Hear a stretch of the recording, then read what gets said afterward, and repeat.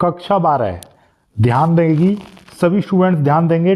Top 50 most important सूत्र बताने वाला हूं रासायनिक अभिक्रियाओं के लिए। जैसा कि आप देख पा रहे होंगे, ये वाला आप इससे ही अंदाजा लगा लिया होगा अपने थंबनेल से कि ये क्या देने वाला हूं। मैं केमिकल फॉर्मूला देने वाला हूं, रासायनिक सूत्र आपको देने वाला हूं।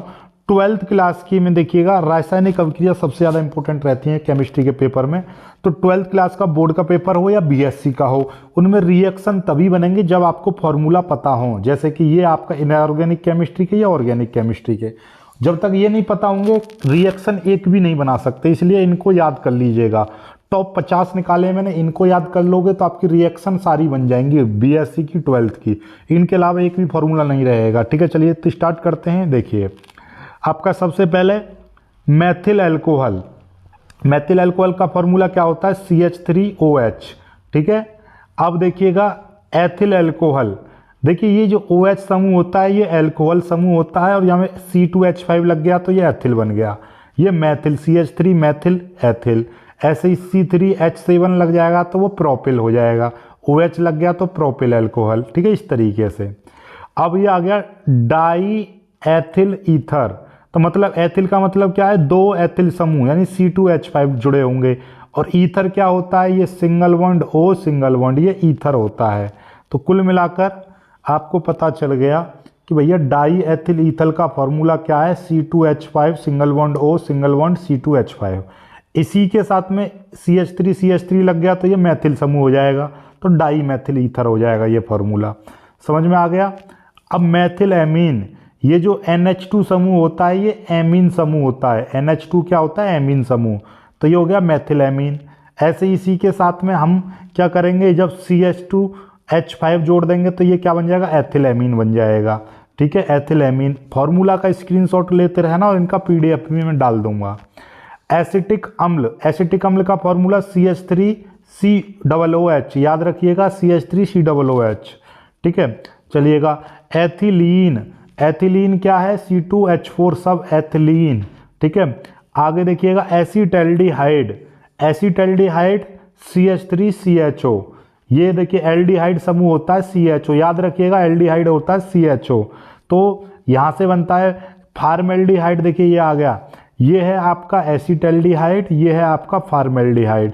HCHO फार्मेल्डिहाइड, CH3CHO एसिटल्डिहाइड, ये याद रखिएगा। एक प्रोपेल्डिहाइड होता है, प्रोपेल्डिहाइड यानी कि C2H5CHO, इसमें ये एल्डिहाइड समूह है, इसी में C2H5 जल जाएगा तो ये प्रोपेल्डिहाइड बन जाएगा।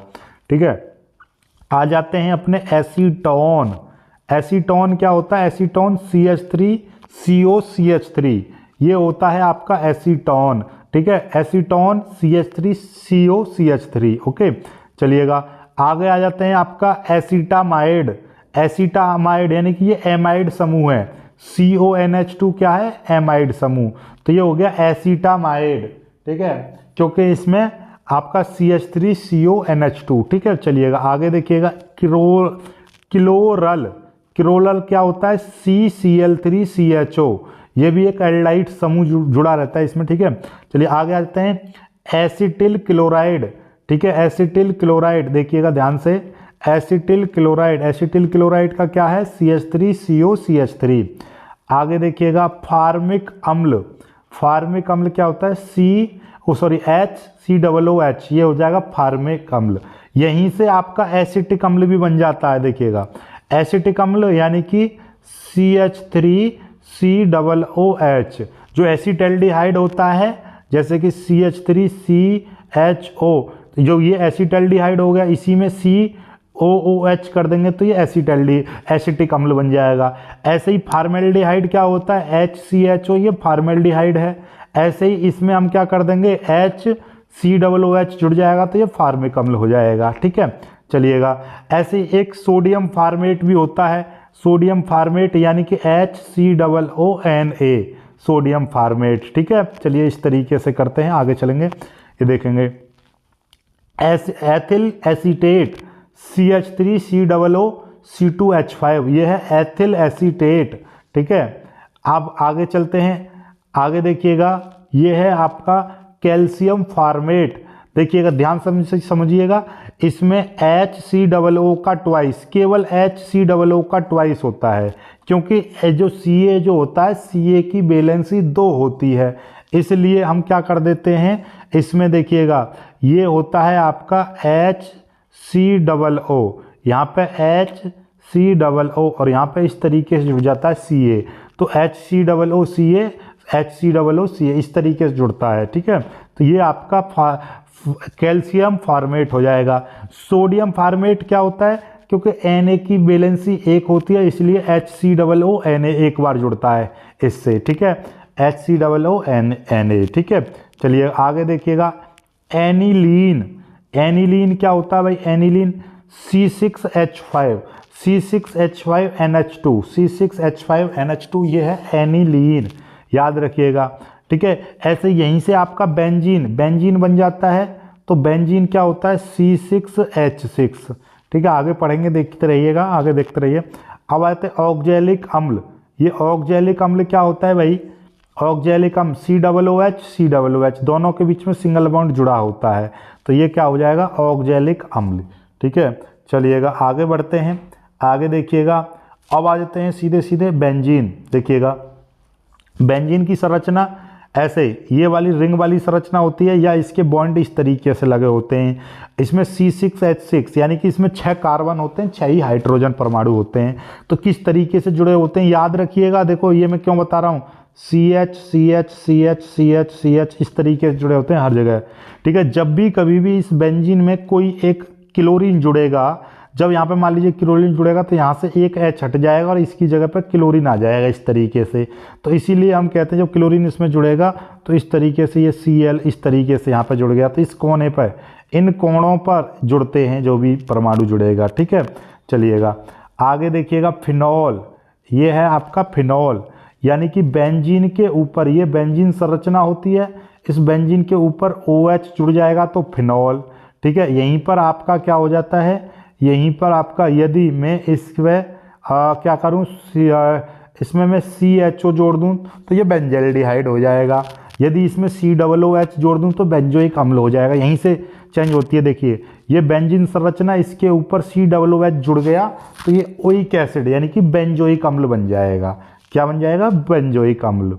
आगे देखिएगा, ये क्या है भाई, इस बेंजीन की 3 तरफ NO2 NO2 NO2 जुड़ा हुआ है, साथ में यहाँ पर क्या लगा हुआ है CH3, तो ये बन जाएगा ट्राई नाइट्रो। देखिए ये वाला जो समूह है याद रखिएगा, ये वाला जो समूह होता है नाइट्रो, NO2 क्या होता है, नाइट्रो समूह होता है, तो ये नाइट्रो समूह आपको याद होना चाहिए। तो ट्राई नाइट्रो टोलिन, ये क्या बन जाएगा, ट्राई नाइट्रो टोलिन। ठीक है, ये क्या है, टोलिन। ठीक, चलिएगा आगे देखिएगा। ये है आपका NO2 NO2 NO2। यहाँ पे यदि आपका देखिएगा, यहाँ पे देखिएगा ध्यान से, CH3 होता है तो ट्राई नाइट्रोटोलिन बना था। अब ये यहाँ पे क्या बन जाएगा, पिकरिक अम्ल, ट्राई नाइट्रोफिनॉल। ये क्या होता है, ट्राई नाइट्रोफिनॉल, क्योंकि ये देखिएगा इस बेंजीन के ऊपर यदि इस तरीके से जुड़ा हुआ है OH तो ये है फिनॉल। इसी के साइड में यहाँ पे जैसे कि NO2 NO2 जोड़ दिए जाएं तो ये ट्राई नाइट्रोफिनॉल यानी कि पिकरिक अम्ल बन जाएगा। आगे देखिएगा, ये एसीटोफिनॉन, तो इस बेंजीन के ऊपर क्या जुड़ा हुआ है, COCH3 जुड़ा हुआ है, तो ये बन जाएगा एसीटोफिनॉन।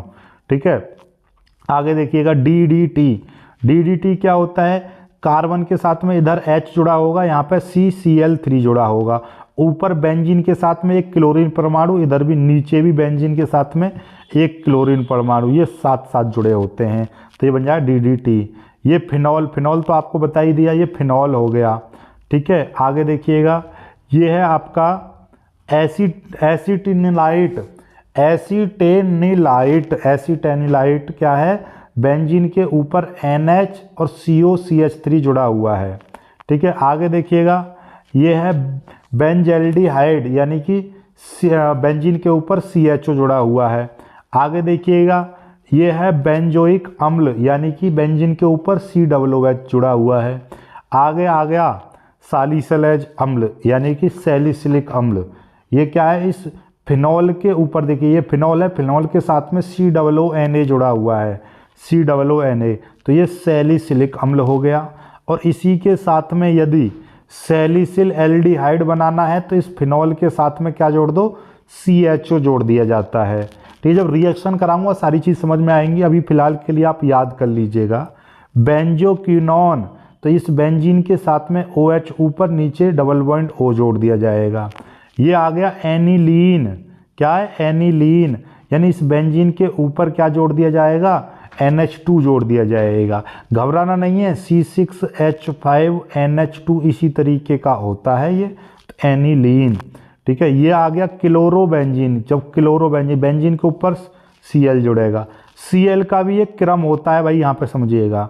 यदि ये है बेंजीन, इस बेंजीन के ऊपर यहाँ पे क्लोरीन जोड़ेंगे, यहाँ पे जोड़ेंगे, यहाँ पे जोड़ेंगे, तो सबका अलग अलग रहता है। यहाँ पे ऊपर का तो कोई काउंट नहीं करेंगे, लेकिन ये वाला ऑर्थो पोजीशन होती है, ये वाला आपका मेटा पोजीशन होती है और नीचे वाली पैरा पोजीशन होती है। तो ये आपसे कहा है कि एम ब्रोमो बेंजोइक अम्ल, मतलब क्या है, एम ब्रोमो यानी मेटा पोजीशन पर ब्रोमीन जोड़ना है।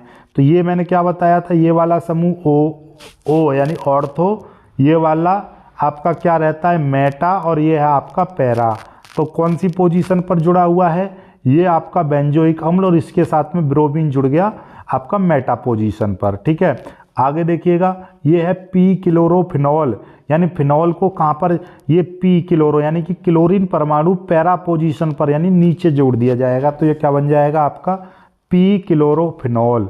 ठीक है, आगे देखिएगा, आगे एसिटेनिलाइट, ये वाला, ये तो मुझे लगा दोबारा आ गया है, पहले भी मैंने बताया। आगे देखिएगा, ये है आपका बेंजीन डाईएजोनियम आयन, यानी कि बेंजीन के ऊपर N2Cl जुड़ जाएगा। हालांकि ये आयन रूप में होता है N positive triple bond NCl इस तरीके से, या बेंजीन के ऊपर N2 पॉजिटिव Cl नेगेटिव इस तरीके से लिखा जाता है। आगे देखिएगा, एक होता है टॉलीन, क्या टॉलीन, टॉलीन का क्या होता है फॉर्मूला, इस बेंजीन के ऊपर, याद रखिएगा, इस बेंजीन के ऊपर CH3 जोड़ देते हैं। ठीक है, आगे देखिएगा, ये तो आपको सबको पता होगा, H2SO4 HCl HNO3।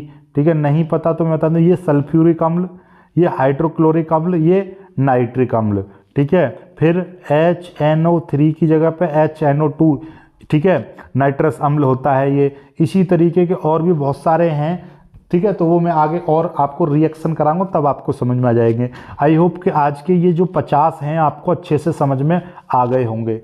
ठीक है, वीडियो को लाइक करके शेयर जरूर कीजिएगा, ये बहुत ही ज़्यादा महत्वपूर्ण वीडियो है, क्योंकि यदि आप केमिस्ट्री की रिएक्शन बनाना चाहते हो, एटलीस्ट देखो फॉर्मूला तो बहुत है केमिस्ट्री में, लेकिन आप इनको कर लोगे तो हाँ, एटलीस्ट आपका 12th लेवल की जो केमिस्ट्री है उसमें से बहुत सारे आप रिएक्शन कर पाओगे, बहुत ज़्यादा रिएक्शन आप कर लोगे। ठीक है, बाकी तो अभी और दुनिया भर की केमिस्ट्री में कम से कम हज़ारों फार्मूले हैं, वो सारे मैं आपको दे दूंगा। पर अभी फ़िलहाल के लिए जितनी मेरे को रिएक्शन आपको करानी है केमिस्ट्री की, उनके लिए इनको ज़रूर याद कर लीजिएगा। रट्टा मारो, क्या मारना है ये मुझे नहीं पता, बस याद हो जानी चाहिए।